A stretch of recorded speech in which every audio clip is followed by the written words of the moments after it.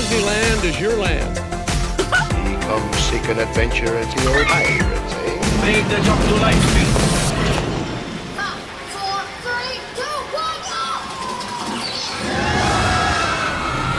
1, go! Welcome to the Disneyland Beat, where our toes tap to a Disneyland drum. And we always whistle while we work. Hi, I'm TC. And I'm Amy. It's been recently announced that Disney will be investing $60 billion in its Parks and Experiences division, and at least some of that should trickle down to Disneyland Resort expansions, new attractions, and experiences in Anaheim. Disneyland Forward proposes massive expansion into current parking areas that would give Imagineers a blue sky opportunity to bring new lands and rides to both Disneyland and Disney California Adventure, with new areas designated for both parks. And as far as we know, anything is possible. Disney leadership has teased several different possibilities for these lands, pointing to current expansions happening at Tokyo, Hong Kong, Shanghai, and Orlando parks, as well as completely new ideas, like a Wakanda land.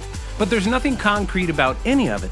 Or if it is, they're keeping that information very close, so it's just a bunch of teasing and vague ideas. And looking at the parks, there are obvious places that need improvement, namely Tomorrowland, which has several empty buildings and defunct attractions in plain sight, as well as places like the Hollywood Studios backlot, which is a hodgepodge of attractions without cohesive theming. Disney has also talked about new attractions coming to Avengers Campus. They've teased expansions to Galaxy's Edge at Star Wars Land, and talked about an Avatar experience. So pretty much anything and everything is a possibility. One thing that was clear is that Disney will be investing in IP-based attractions, as they've proven to be more profitable, most likely in terms of merchandising. In today's video, we look at what we think the park needs and at new attractions built at other parks to come up with 10 attraction types we want to come to Disneyland.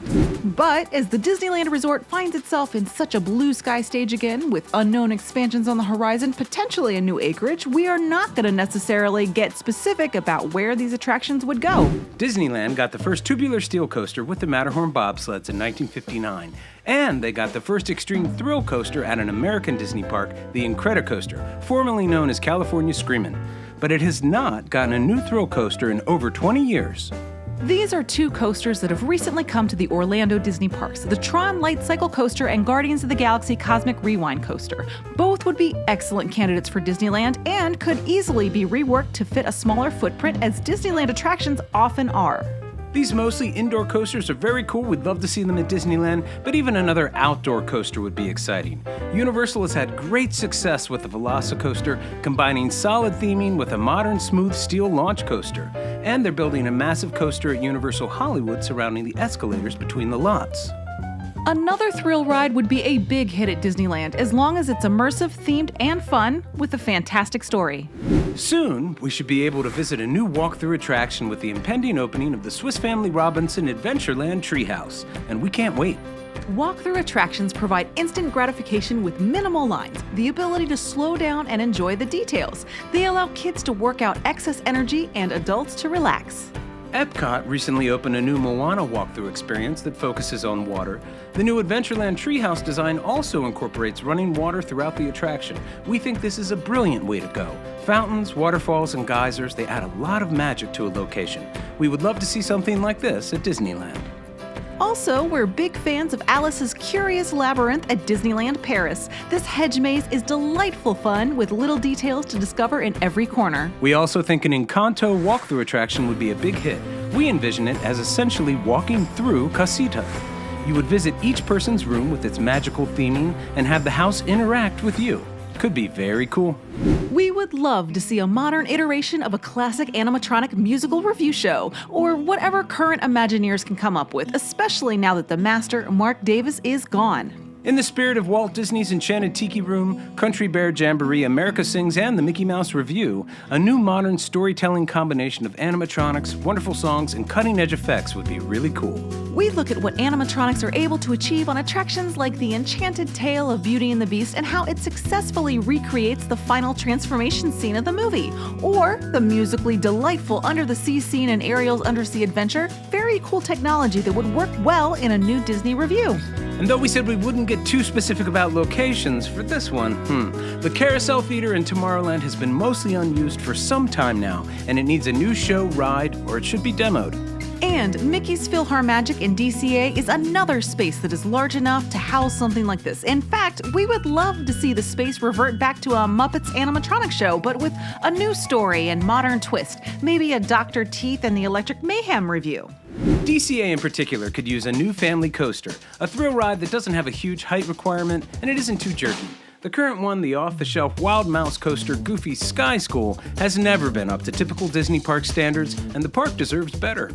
Disney has developed several excellent family coasters in recent years, and all of them would be excellent candidates. Most recently, Frozen Wandering Oaken Sliding Sleds, which opens soon at Hong Kong Disneyland, looks like a good family coaster on par with Big Thunder Mountain Railroad. Seven Dwarfs Mine Train in Magic Kingdom has wonderful theming, a cool rocking ride vehicle, and it has some of the best dark ride scenes in the park. Slinky Dog Dash is a great launch coaster with some surprising airtime. There really is no limit to the theming possibilities. We also think that Marvel properties have many opportunities here for a family coaster. Theming a coaster to pretty much any Avenger location, or even crossover properties like Big Hero 6 would be very exciting. With the tease of an Avatar experience coming to Disneyland, it's hard to not think about the incredible Flight of Passage, a ride that takes the basic idea of a flying theater and adds a new creative ride vehicle. It's a huge success and would be very welcome at Disneyland. Of course, part of what makes Avatar Flight of Passage so good is its exceptionally interesting queue. These rides don't tend to move quickly when they load, and the line wait is very start and stop, so having lots of details to look at is a huge part of this idea. Also, flying theaters are being built in cities everywhere. The version near us in Seattle, called Wings Over Washington, is often rated as the best flying theater experience in the country. It incorporates animatronics, superior storytelling, water mist, and more articulated movement that gives it an edge over soaring around the world. We think a new iteration of this style of ride that blows regional versions out of the water by layering detail upon Disney detail and using superior storytelling would be excellent. Star Wars Rise of the Resistance redefined what an immersive e-ticket attraction is. The ride works in stages fairly seamlessly, threading the wait, walkthrough, and multiple ride vehicle portions into one cohesive narrative that makes you, the guest, the center of attention and the action. Other rides like Indiana Jones Adventure and Mickey and Minnie's Runaway Railway have also used this multi-stage model to incorporate the queue into the ride. But having multiple ride vehicles? Too cool. We would love to see another e-ticket attraction at Disneyland be this ambitious in scope and scale. For some time, it seemed that we would be getting a ride like this in Avengers Campus with a multi-stage Quinjet attraction. One that would start in a hangar, you'd get loaded onto a Quinjet, and then ejected with jetpacks when the ride continued. The idea of changing ride vehicles during a ride is exciting and surprising.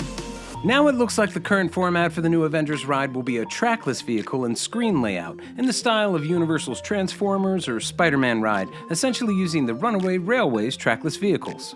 We'd like to see a ride that, like Rise of the Resistance, uses different vehicles in stages and that keeps us guessing.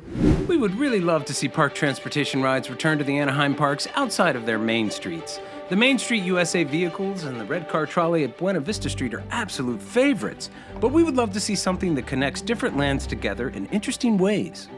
Of course, we are huge fans of the original People Mover and would welcome its return in any form. And Disney has teased that possibility in its recent expansion announcements. And we are also incredibly impressed with the Hogwarts Express, which is a train-style ride that connects the two Harry Potter lands at Universal Studios and Islands of Adventure. You can go from park to park from land to land. Pretty incredible.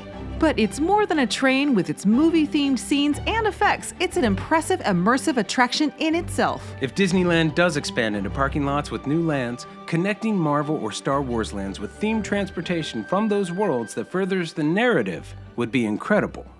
There are so many great options for more good Disneyland dark rides, and we never get enough of these. It's worth noting, DCA could really use more of these. Monsters, Inc. and Ariel's Undersea Adventures pale in comparison to Disneyland's many dark rides. I really think taking updated animatronics and effects to explore Disney classics could be a really cool thing. A ride based on Fantasia maybe, the Aristocats, or Cinderella would be very charming. Or even modern classics like Tangled, The Lion King, and Lilo and Stitch would make fun rides too. But in this case, there is a specific dark ride that I would like to see more than any of the others, and it's kind of already been designed. by legendary Disney Imagineer Tony Baxter.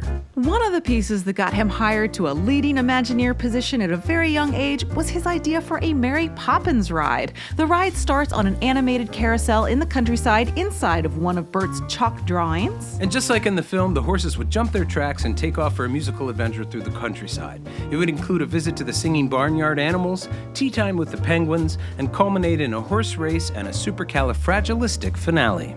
It just sounds like the perfect Disney dark ride to us. Tiana's Bayou Adventure opens late next year at Disneyland, refurbishing an older flume, Splash Mountain. But it has been nearly 40 years since Disney built a new flume ride at the park. Pirates of the Caribbean and It's a Small World are what they are because they're boat rides. And it seems Disney has shied away from the ride format in recent years. We do imagine it's expensive to maintain. We would love to see a new flume ride at DCA. Paradise Bay was actually originally designed as the catch basin for a large log flume ride. And Disney has made waves with its Frozen Ever After overlay of the Maelstrom, which is one of the most popular rides at Epcot. We do think, whatever the ride is themed to, it works a little bit better if water is part of the narrative of the story. Frozen Ever After would really work if it was on a boat or not. We do think a Moana-themed flu ride makes a lot of sense, as well as Raya and the Last Dragon or the new Avatar, The Way of Water. But if we had our way, Disney would set it in the jungle and theme it to the Disney Society of Explorers and Adventurers. It's sad to see the Magic Eye Theater sitting empty when it used to bring so much joy to the crowds at Disneyland. We'd love to see some new interactive 3D family theater experiences created in the spirit of Honey, I Shrunk the Audience and Captain EO. Mickey's PhilharMagic is a nice format, especially in that it can be constantly expanded and changed. But we're not really fans of the theater that it's in DCA. As we previously mentioned, it had been originally designed to house Muppets 3D, and it's much, much too big for PhilharMagic. Cavernous almost. Effective 3D and 4D films need a more intimate space like the Tree of Life Theater and of course the Magic Eye Theater. Universal has this issue with spaces like the Kung Fu Panda film as well. It's too big to be effective. We would like to see a new Disney film experience created that incorporates a 3D film in an intimate space, a few animatronics, and surprising seating effects. And we'd like it to be positive and hopeful like Captain EO and not scary as all get out like It's Tough to Be a Bug. So Mouseketeers, do you agree with all of this? Let us know in the comments. Well, that's enough speculation for today. Thanks so much for joining us. Hope you had fun. May the light in the firehouse window always shine brightly. And may your dreams always come true. See you real soon, Mouseketeers. Carrots are orange, just like candy corn. Mama says carrots are good for my eyes.